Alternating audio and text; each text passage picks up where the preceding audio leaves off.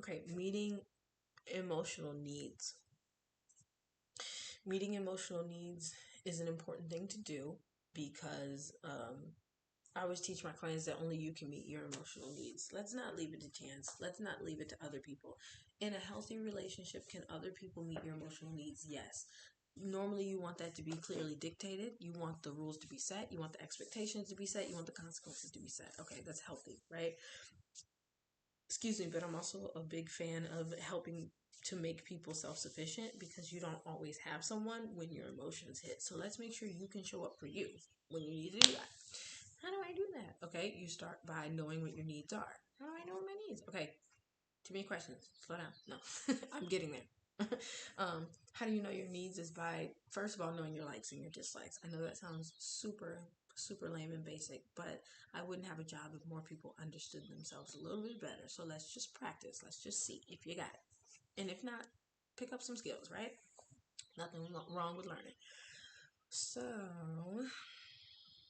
wants likes and dislikes.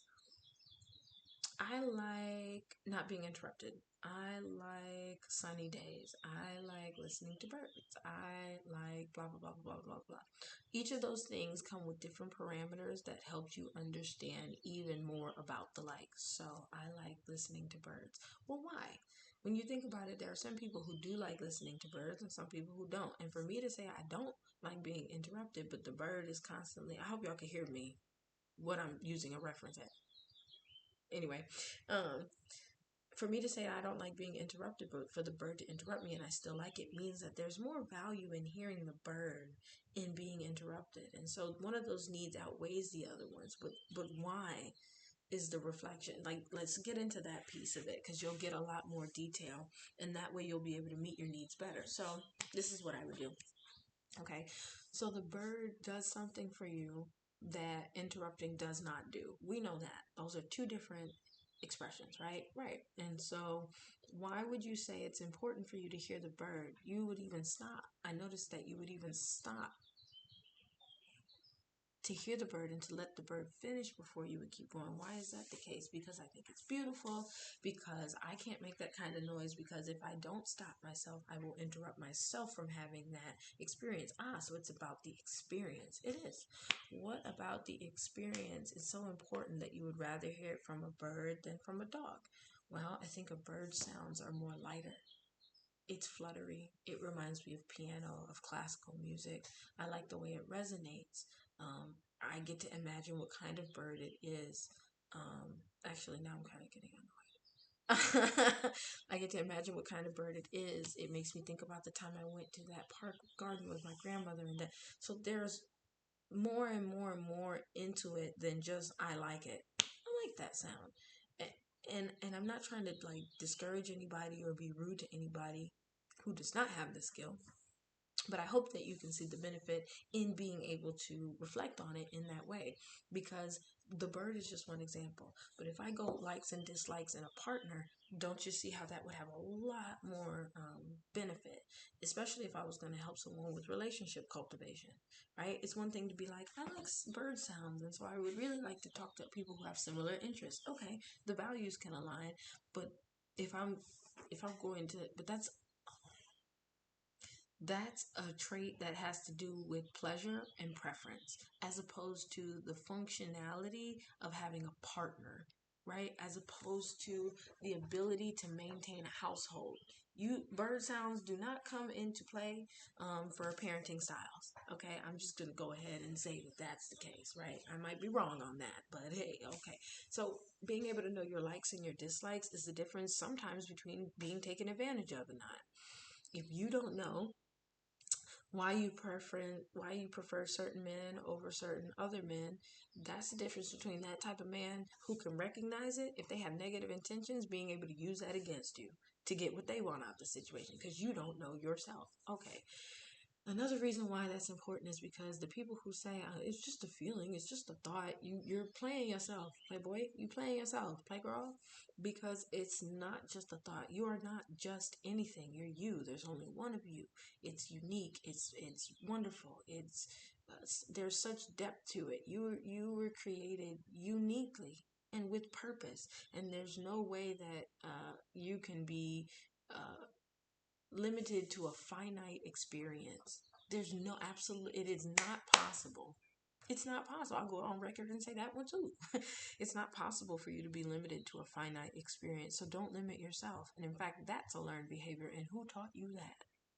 Because I don't think it was what created you. I don't think that's where you learned that from. That's a human thing to put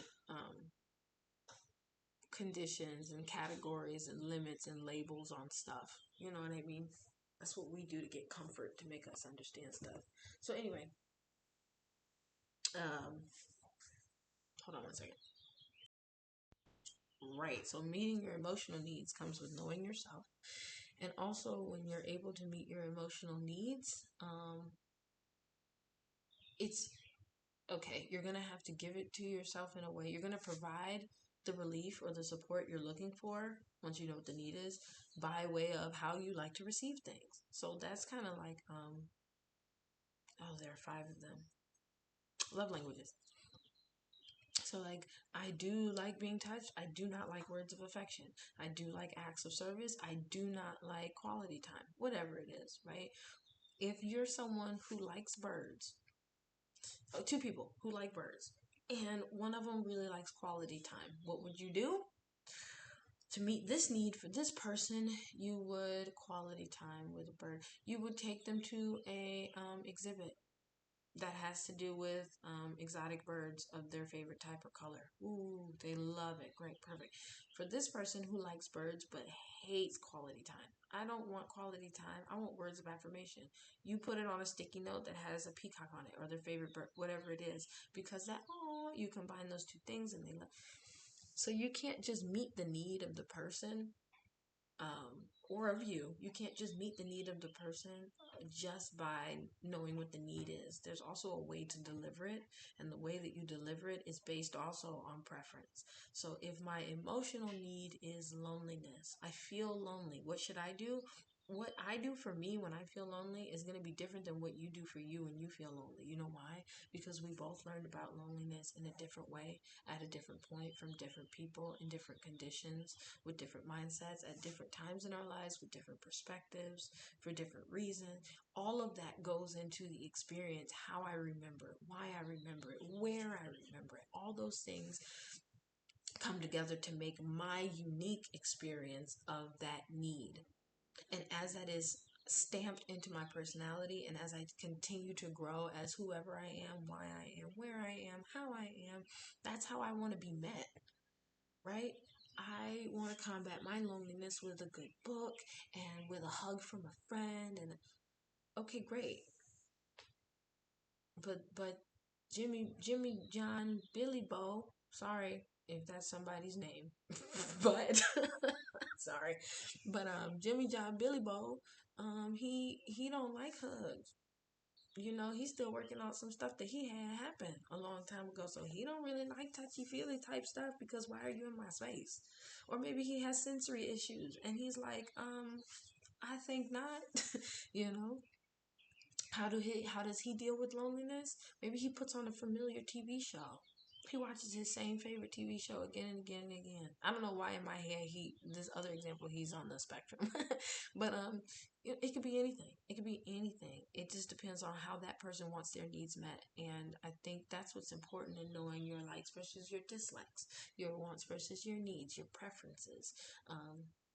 Take your time when you reflect on it and think about it because it's also not just you that you're helping. You could be doing your mom or dad or partner or brother or sister a really huge disservice by not meeting them where they are when you try to help them meet a need, right? Here, I brought you this for your birthday because this is what I really liked.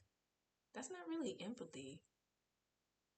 That's not really empathy. That's your limited ability to meet someone's need, to show up emotionally. Maybe that's a skill you need to work on.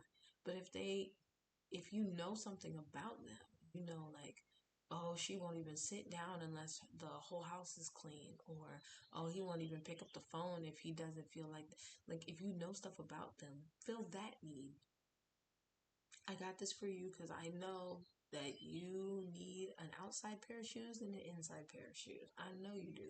And we was going to the pool and you didn't say nothing about it, so I brought you in just in case. Oh, that's a genuine oh because you met the need. So